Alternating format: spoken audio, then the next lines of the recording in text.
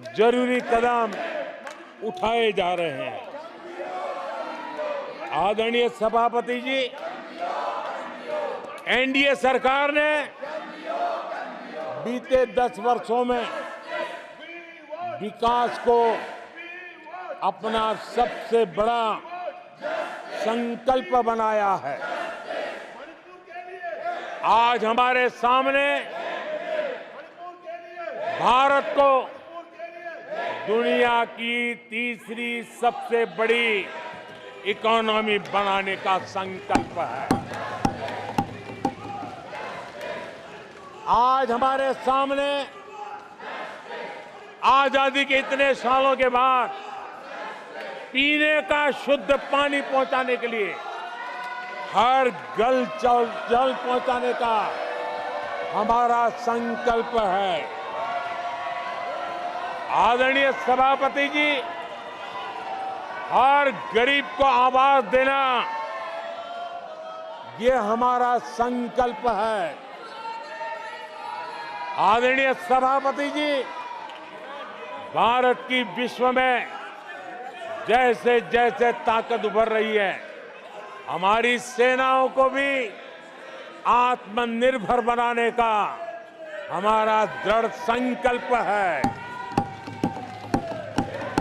आदरणीय सभापति जी, ये युग हरित युग है, ये युग ग्रीन एरा है और इसलिए दुनिया जो ग्लोबल वार्मिंग से लड़ाई लड़ रही है, उसको एक बहुत बड़ी ताकत देने का काम भारत ने बीड़ा उठाया है। हमने रिन्यूएबल एनर्जी का भारत पावर हाउस बने, उस दिशा में एक के बाद एक कदम उठाए हैं और उसको अचीव करने का हमारा संकल्प है। आदरणीय सभापति जी, भविष्य ग्रीन हाइड्रोजन से जुड़ा है, ई व्हीकल से जुड़ा हुआ है। भारत को ग्रीन हाइड्रोजन का हब बनाने के लिए भी हम पूरी तरह संकल्पबद्ध है। आदरणीय सभापति जी, 21वीं सदी आज भारत 21वीं सदी को भारत की सदी बनाने के लिए जिन संकल्पों को लेकर के हम चले हैं, उसमें इंफ्रास्ट्रक्चर की भी बहुत बड़ी भूमिका है। हमें आधुनिक इंफ्रास्ट्रक्चर बनाना है, हमें विश्व के सारे बेंचमार्क की बराबरी पे जाना है। आदरणीय सभापति जी, जितना निवेश भारत में इंफ्रास्ट्रक्चर के लिए हुआ है, वो इतना पहले कभी नहीं हुआ है और जिसका लाभ आज देशवासी देख रहे हैं। देश में बहुत बड़े पैमाने पर रोजगार और स्वरोजगार के अवसर बन रहे हैं। उसको विस्तार हो, उसको एक नए रूप रंग मिले, आधुनिक भारत की आवश्यकताओं के अनुसार स्किल डेवलपमेंट हो और उसके आधार पर इंडस्ट्री 4.0 में भी भारत लीडर के रूप में उभरे और हमारे नौजवानों का भविष्य भी संवरे। उस दिशा में हम काम कर रहे हैं। आदरणीय सभापति जी, एक स्टडी है कि पिछले 18 साल में, ये स्टडी बड़ा महत्वपूर्ण है, यह अध्ययन कहता है कि पिछले 18 साल में प्राइवेट सेक्टर में जॉब क्रिएशन में आज सबसे बड़ा रिकॉर्ड बना है। 18 साल में सबसे बड़ा रिकॉर्ड बना है। आदरणीय सभापति जी, आज भारत डिजिटल पेमेंट सिस्टम पूरी दुनिया में एक उदाहरण बना है। विश्व के लोग, मैं G20 समूह में जब भी गया, भारत की डिजिटल इंडिया मूवमेंट को लेकर के डिजिटल पेमेंट को लेकर के विश्व के समृद्ध देशों को भी अचरज होता है और बड़ी जिज्ञासा के साथ हमें सवाल पूछते हैं। ये भारत की सफलता की बहुत बड़ी कहानी है। माननीय सदस्य प्लीज, ये तरीका ठीक नहीं है। नो। आदरणीय सभापति जी, जैसे जैसे भारत आगे बढ़ रहा है, स्वाभाविक है प्रतिस्पर्धा भी बढ़ रही है और चुनौतियां भी बढ़ रही है। जिन्हें भारत की प्रगति से दिक्कत है, जो भारत की प्रगति को चुनौती के रूप में देखते हैं, वो गलत हथकंडे भी अपना रहे हैं।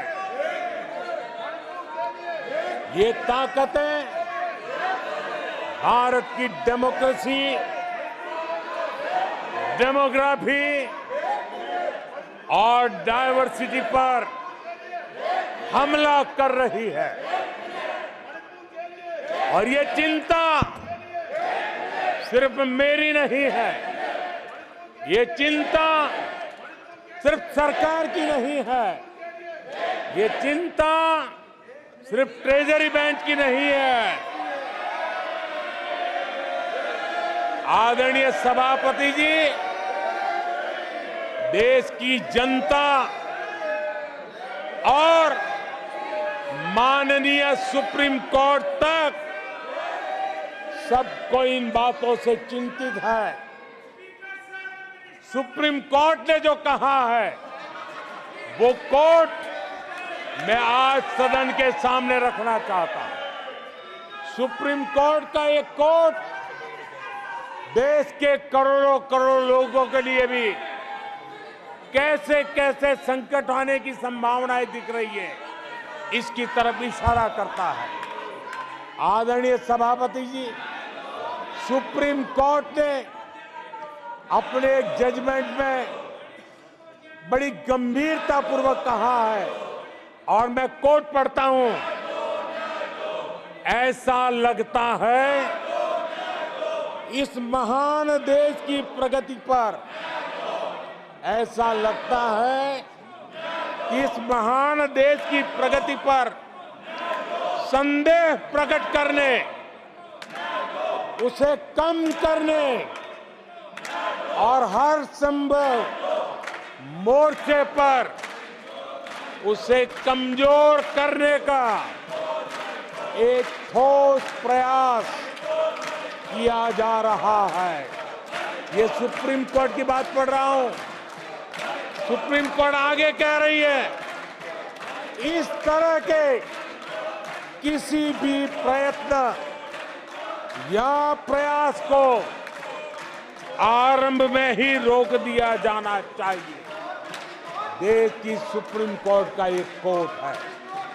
आदरणीय सभापति जी, सुप्रीम कोर्ट ने जो भावना व्यक्त की है, इस पर हम यहां वाले या वहां वाले, सदन में है उन्होंने, सदन के बाहर है उन्होंने, सबको गंभीरता से विचार करने की आवश्यकता है।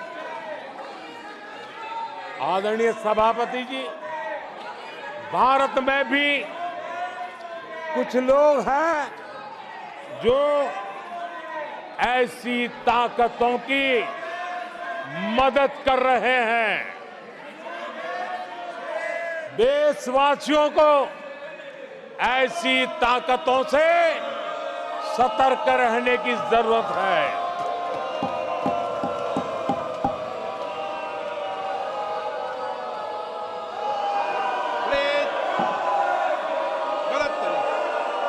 आदरणीय सभापति जी, 2014 में सरकार में आने के बाद देश के सामने एक बहुत बड़ी चुनौती कांग्रेस के साथ ही कांग्रेस का इकोसिस्टम भी रहा है। ये इकोसिस्टम से मिली खाद पानी,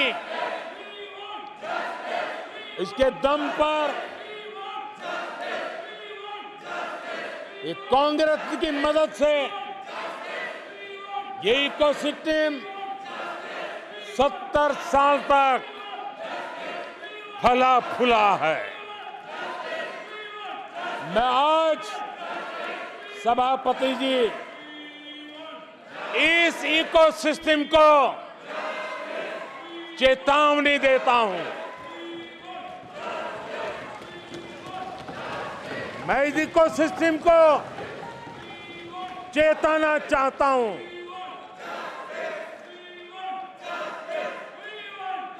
इकोसिस्टम की जो हरकतें हैं, जिस तरह इकोसिस्टम ने ठान लिया है कि देश की विकास यात्रा को रोक देंगे, देश की प्रगति को डिरेल कर देंगे, मैं आज इकोसिस्टम को बता देना चाहता हूं, उसकी हर साजिश का जवाब अब उसी की भाषा में मिलेगा।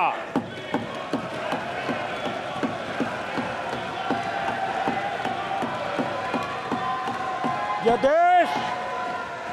देश विरोधी साजिशों को कभी भी स्वीकार नहीं करेगा।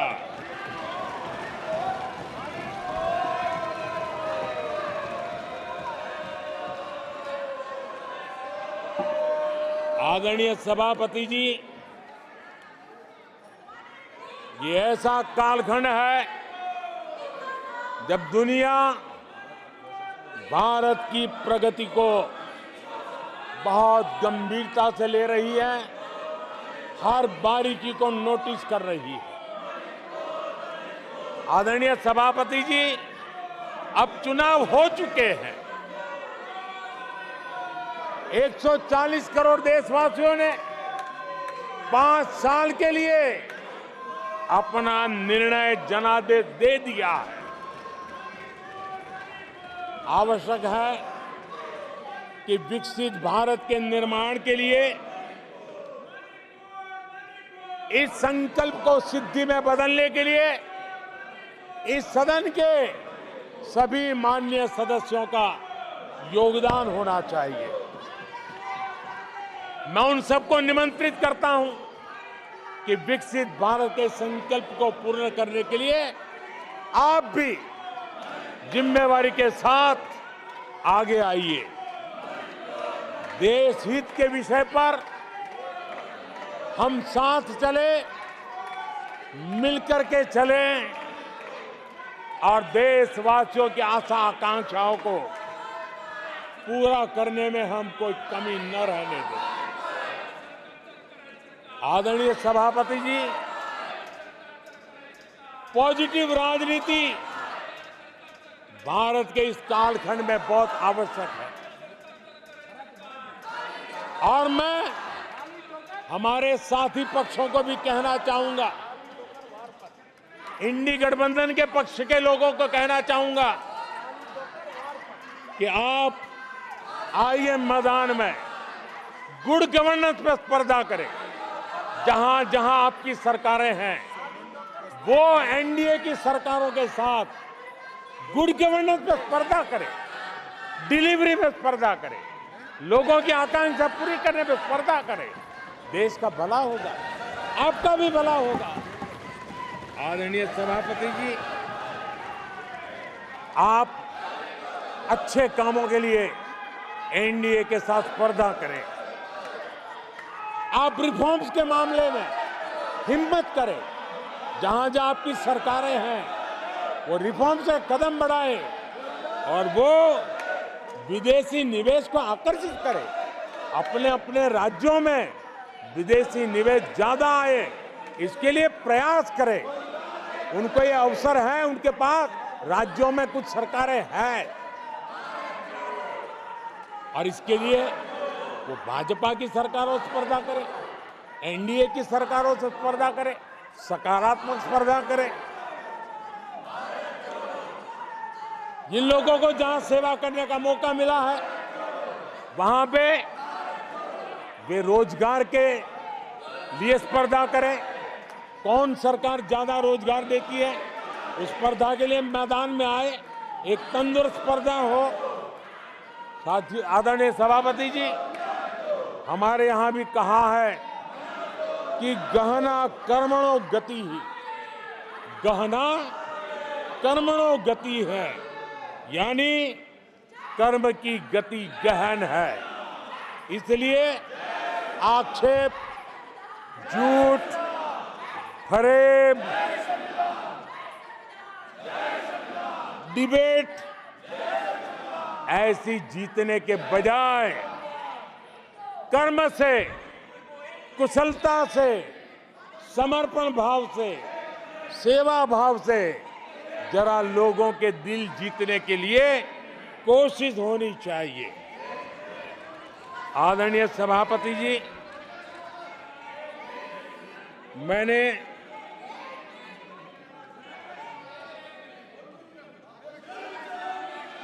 आदरणीय सभापति जी, इस समय चर्चा के बीच अभी मुझे एक दुखद खबर भी दी गई है। यूपी के हाथरस में जो भगदड़ हुई उसमें अनेकों लोगों की दुखद मृत्यु होने की जानकारी आ रही है। जिन लोगों की इस हादसे में जान गई है, मैं उनके प्रति अपनी संवेदना व्यक्त करता हूं। मैं सभी घायलों के जल्द से जल्द ठीक होने की कामना करता हूं। राज्य सरकार की देखरेख में प्रशासन राहत और बचाव कार्य में जुटा हुआ है। केंद्र सरकार के वरिष्ठ उत्तर प्रदेश सरकार के लगातार संपर्क में है। मैं इस सदन के माध्यम से सभी को यह भरोसा देता हूं कि पीड़ितों की हर तरह से मदद की जाएगी। आदरणीय सभापति जी, आज एक लंबी चर्चा और आपने देखा है, मैं पहली बार लोकसभा में प्रधानमंत्री के रूप में यहां सेवा के लिए आप लोगों ने अवसर दिया, तब भी मुझे ऐसा ही मुकाबला करना पड़ा था। 2019 में भी मुझे ऐसा ही मुकाबला करना पड़ा। मुझे राज्यसभा में भी ऐसा ही मुकाबला करना पड़ा और इसलिए अब तो ये भी बड़ा मजबूत हो गया है।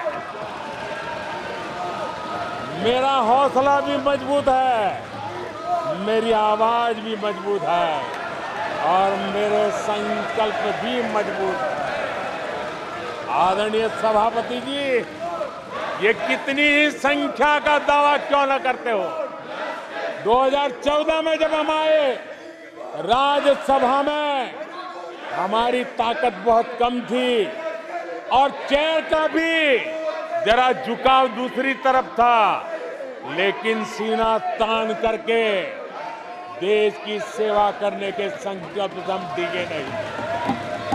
मैं देशवासियों को कहना चाहता हूं, आपने जो फैसला सुनाया है, आपने हमें सेवा करने का जो आदेश दिया है, ऐसी किसी रुकावटों से न मोदी डरने वाला है, न ये सरकार डरने वाली है। जिन संकल्पों को लेकर के हम चले हैं, उन संकल्पों को पूरा करके रहेंगे। आदरणीय सभापति जी, जो नए सांसद चुन के आए हैं, उनको मैं विशेष रूप से शुभकामनाएं देता हूं। आदरणीय सभापति जी, मैं मानता हूं कि बहुत कुछ सीखेंगे, समझेंगे और देश की लोगों की नजरों से गिरते हुए बचने का प्रयास भी करेंगे। इसलिए मैं उनको भी परमात्मा कुछ सद्बुद्धि दे, मैं बालक बुद्धि को भी सद्बुद्धि दे, इस अपेक्षा के साथ आदरणीय राष्ट्रपति महोदया का जो उद्बोधन है उसके प्रति हृदय से आभार व्यक्त करता हूं। और आपको भी अध्यक्ष जी, आपने मुझे समय दिया, विस्तार से मुझे बात बताने का मौका दिया और किसी का कोलाहल सत्य की आवाज को दबा नहीं सकता। सत्य ऐसे प्रयासों से कभी दबता नहीं है और झूठ को कोई जड़ें नहीं होती है।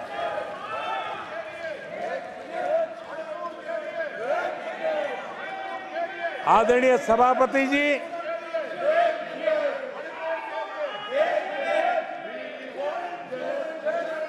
जिन लोगों को अवसर नहीं दिया वो उनकी पार्टी की जिम्मेवारी है, वो आगे से अपने सांसदों का ध्यान रखेंगे, ये मैं अपेक्षा करता हूं।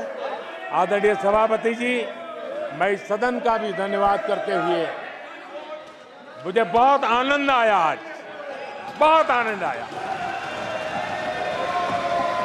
सत्य की ताकत क्या होती है वो आज मैंने जी करके देखा है। सत्य का सामर्थ्य क्या होता है उसको मैंने आज उसका साक्षात्कार किया। और इसलिए सभापति जी, मैं आपका हृदय से आभार व्यक्त करता हूं। बहुत बहुत धन्यवाद।